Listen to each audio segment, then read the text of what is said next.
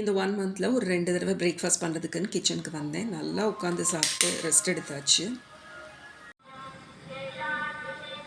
இது Monday morning, மார்கழி 1ஆம் தேதி. எந்திரிச்சு குளிச்சுட்டு 5:30க்குள்ளே விளக்கு வைக்கணும்ல. வாசலில் 2 விளக்கு, அதுக்கப்புறமா விநாயகருக்கு ஒரு விளக்கு, பாபாவுக்கு ஒரு விளக்கு, குரு பகவானுக்கு ஒரு விளக்கு, மொத்தம் 5 விளக்கு வச்சுருக்கேன். காலையில் ஃபஸ்ட் வந்துட்டு லஞ்சுக்குரிய குழம்பும் காயும் தான் ப்ரிப்பேர் பண்ணேன். என்னோடய ஹஸ்பண்ட் அப்புறம் ஃப்ரெண்ட்ஸ் கூட சொன்னாங்க, இன்னும் ஒரு 15 டேஸ் ரெஸ்ட் எடுத்துகிட்டு அதுக்கப்புறம் சமையல் ஆரம்பி அப்படின்னு சொல்லிட்டு. அதுக்கப்புறம் லைட்டாக தோணுச்சு, ஐயோ இதுக்குள்ளே போயிட்டா மீளவே முடியாது, இன்னும் ஒரு 15 டேஸ் ரெஸ்ட் எடுத்துக்கலாமா அப்படின்னு சொல்லிட்டு. ரொட்டீனாக சமைக்கிறவங்களுக்கு நான் சொல்கிறது புரியும். வெறும் ரசம் சாதம் முட்டை பொரியல் கொடுத்தா கூட என் பொண்ணு சாப்பிட்டுக்குவா. ஆனால் நான் தான் செய்யணும். அவளும் சொன்னா, இன்னும் கொஞ்ச நாள் ரெஸ்ட் எடுத்துக்கோமா அப்படின்னு சொல்லிட்டு. ஆனால் இடையில இடையில வந்து கேட்பா, அம்மா நீ எப்போம்மா சமைப்ப அப்படின்னு சொல்லிட்டு. எங்கள் அம்மாவோட ஒரு சில ரெசிபீஸும் எக்ஸலண்ட்டாக இருக்கும். ஆனால் ஒரு சில பேர்கிட்ட சொல்லியே நான் கேட்பேன், அவங்க செஞ்சும் கொடுத்துருக்காங்க. பட் அந்த டேஸ்ட் எனக்கு இன்னும் கிடைக்கல. இதெல்லாம் தான் நான் என் பொண்ணுக்காக சமைச்சது. ஒவ்வொன்றும் அவளுக்கு பிடிச்சது.